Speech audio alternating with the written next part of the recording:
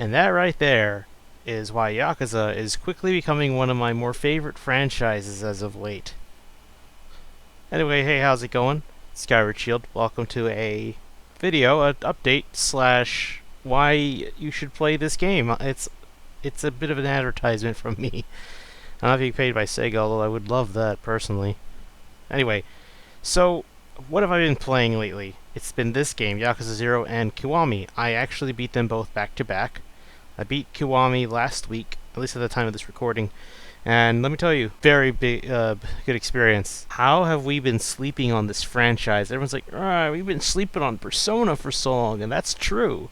You're not wrong there.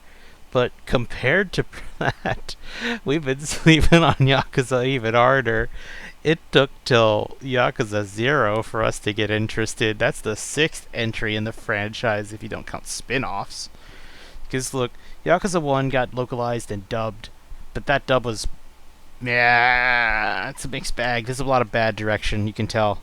They could have done it better. I mean, for God's sakes, KOTOR came out 2 or 3 years ago and they did that better. I mean, it's not a dubbing process, so they get a little apples to oranges, but you get what I mean. It's possible. They could have done it.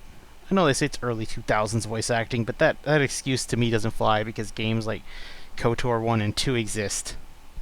But anyway, that's not here nor there. So they just subbed the rest of the games, and then Yakuza Dead Souls did so bad that they didn't even bother with Yakuza 5, which is ironically, from what I've heard, a really good game in the franchise. It's not quite like a 0, like in terms of a hit, but I figured if it did come out in America, it might have been received a little well too. Not quite to 0's strengths, but hey, take what you can. Anyway, so what I'm going to be talking about is just some of the cool things I've experienced. I've obviously, as I showed you, you just saw Kiryu just plant a guy into the cement, or should I say, on the street, so a delinquent tree will grow soon. But there's way more stuff than that. There's some silly stuff that doesn't make any sense, but it's here, such as... NANI?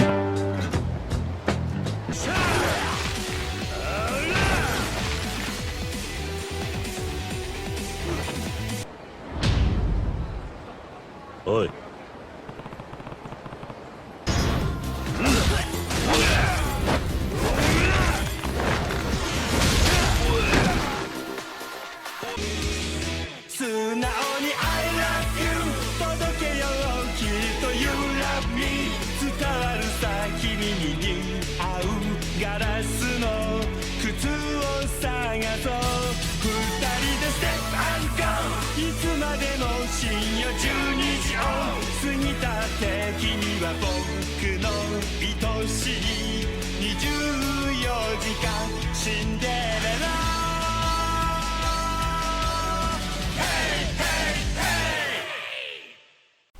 I really want to show off more, and if I put the Majima clip in there, I need to decide which one I want to put, because it's either the Majima clip or the one with the chicken, or with or I forget the other thing I was gonna consider. Oh well, it's fine. You'll understand. You'll know when you saw it already. You know. Either way, this game's weird. I mean, one minute you're just having this compelling story with like quality voice acting and body capture that really shows some tension, like great levels of detail in characters' facial expressions.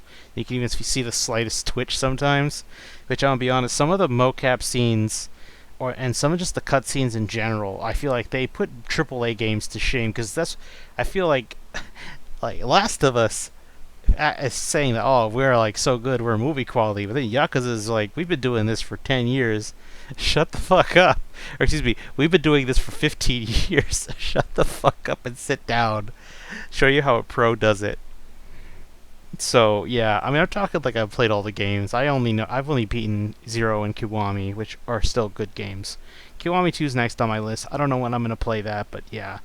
The gameplay is quirky. You play as Kiryu and Majima. You both get 3 styles, and they're both 2 of the most important characters in the franchise. Kiryu is obviously the main character for like every single game. He's in games 1 through 6, and now 7 is a passing of the torch game with the newest protagonist, Ichiban, which I'm excited because that has a dub.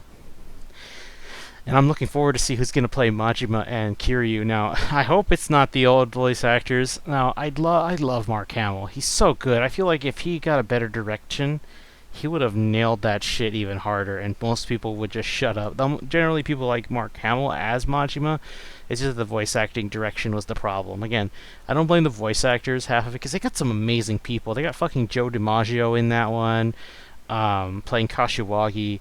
They had like I said, they had Kakashi Hatake's actor in there for a couple of minor characters. And like I said, there's Majima played by Mark Hamill. And the guy who plays Goofy, like Detective Date. Where's Kiryu-san? What are we gonna do? We gotta go save Haruka, Kiryu-san. Oh, it's so stupid. I would love to I would pay good money to hear him say that. Like, just say a line from Yakuza 1 in his goofy voice. That would be fucking hilarious. I'm getting sidetracked again. So, the fighting is really fun because you can just choose whichever fighting style you like or whatever works for the situation. I spent about like 140 hours, although to be fair, no, it's like 129 hours or so. I don't remember. To be fair, Steam says I put 140, but some of those hours I just left the game on while I was off doing other shit. So some of it I'm just leaving the game on. But when I beat the game, I completed 75% of the game, which was pretty impressive. I also beat it on hard mode because I started it out like on the easier difficulties, but after a while it just started becoming too much of a cakewalk. So before I moved on with the story, I bumped it up to hard. Because money, you could say money doesn't grow on trees, but in this game it grows on people. Just go beat up some asshole who picks a fight with you and take his money. And the better you beat him up, the more money you get, because this is a beat 'em up, obviously. But if you get rewarded for doing things for beating up enemies fast, using heat actions, not getting damaged, so on and so forth, moving from one enemy to the next, you get the idea. But money, like, because this takes place in 80s Japan, which is during the bubble period when Japan, like, everybody was just making a shit ton of money. So they take advantage of that, and money is everything here. Money is what buys you gear. What repairs your gear if it gets broken or damaged. You get health items. You get to go eat and or do luxury things like go dance and all that. But it's also how you upgrade your abilities. Unlike other things which use like a level up system, which Kiwami does, because that's how the other games have always worked. Zero takes a unique approach of using money to get new skills or just boost raw stats. Now, when you play as Kiryu and Majima, when you do their minigames, like they each have a personalized minigame that only they can do. There are some things they both can do, such as both going to the dance club, going to karaoke, or just hitting up the bars or playing pool. But each of them have their own exclusive little thing. Majima, if you do their minigames, you get a secret fourth hidden style, which is based on how they fight in future games. So it's in a way, it's a cool Easter egg for veteran fans, but it's also it's a good way to be a metaphor of what they're going to become later on. Like, this is how their fighting style will be one day, and we're just seeing them build it up from these three skills that they picked up on. So, for example, Majima with his slugger style is how he's not afraid to use weapons like a bat or his personal dagger, which he does pick up in his legend form. Thug, which has his speedy and yet dangerous attacks, and Breaker, which is just his absurdly crazy fighting style. Sometimes you'll understand when you see his personality in Kiwami and Beyond. God damn. Either way, the thing is, when you unlock the fourth styles, all the attack skills, because you can learn some new skills from teachers in the game that basically whoever you learn the skill from or whoever knows about your skill well, you can fight them and they'll teach you a new lesson after you beat them, like a new skill. The legend styles, they have all they need. Their kits are all available, but their skill tree is just boosting three core stats: health, heat action damage, and normal attack damage.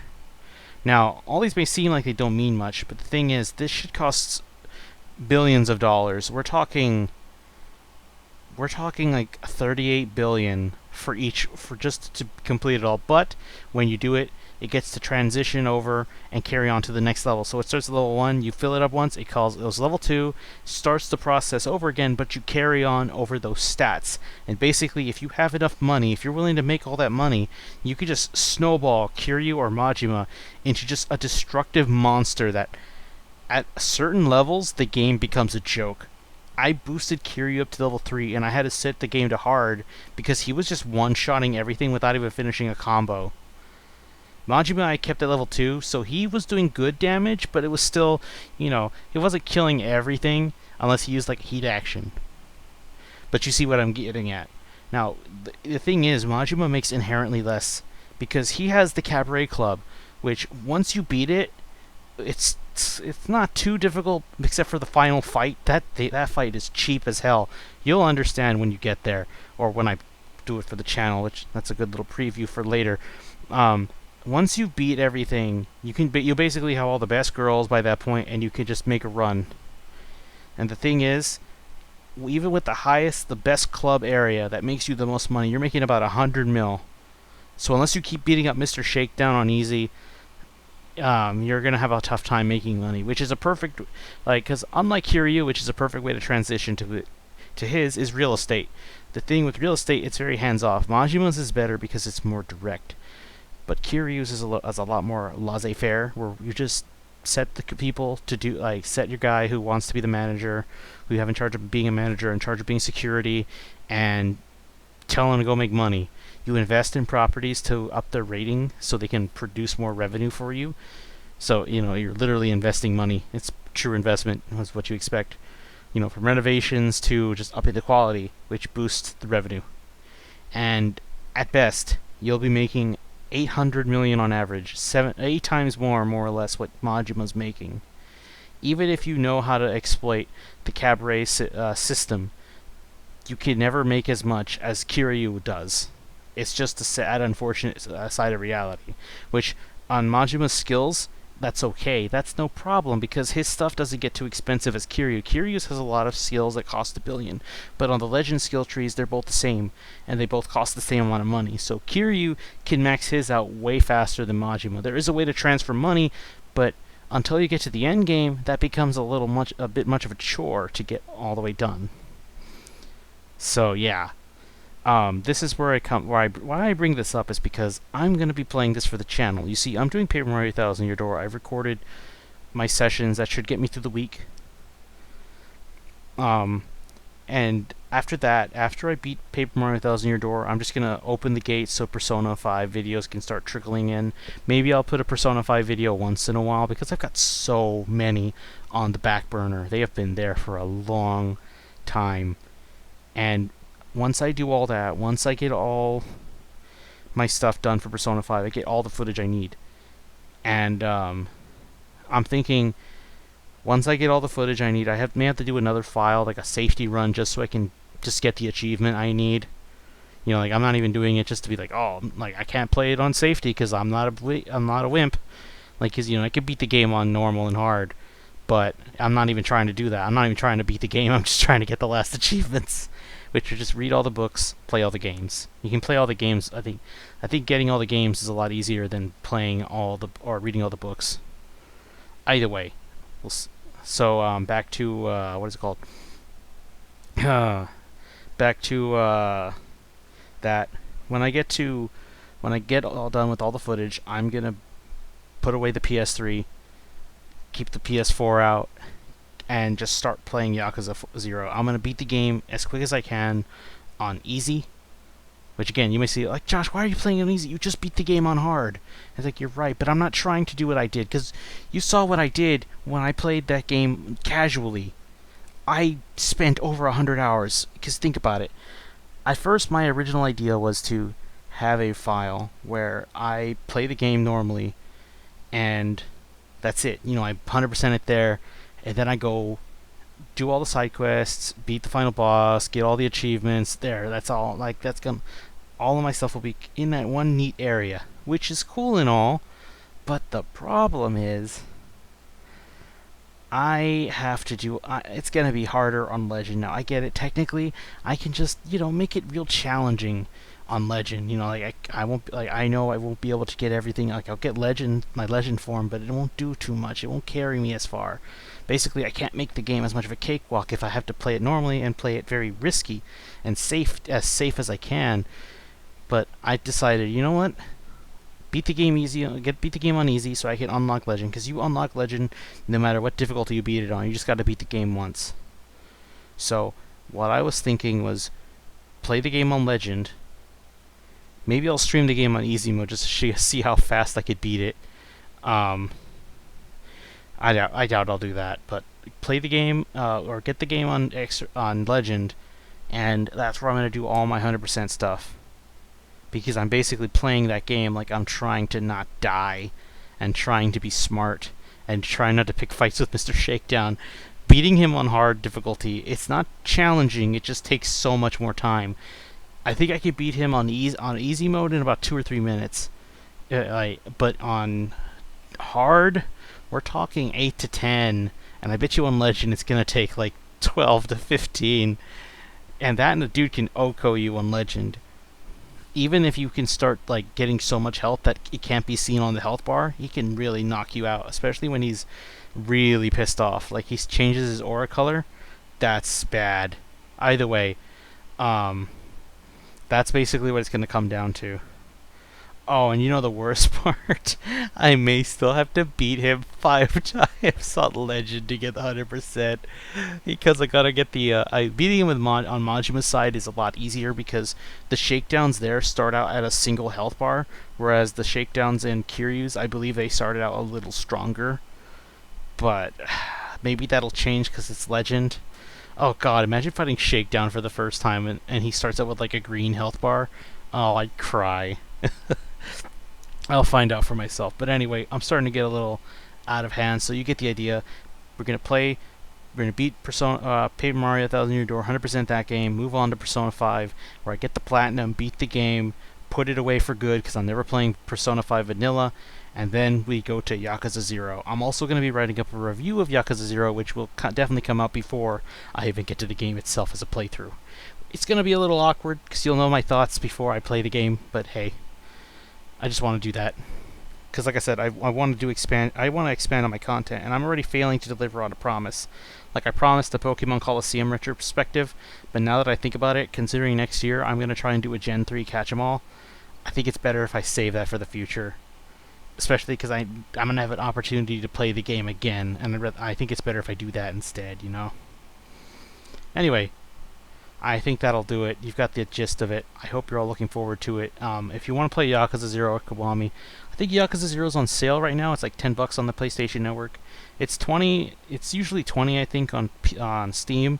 It goes on sale pretty frequently on both sites, so definitely pick it up. Kiwami is also the same boat.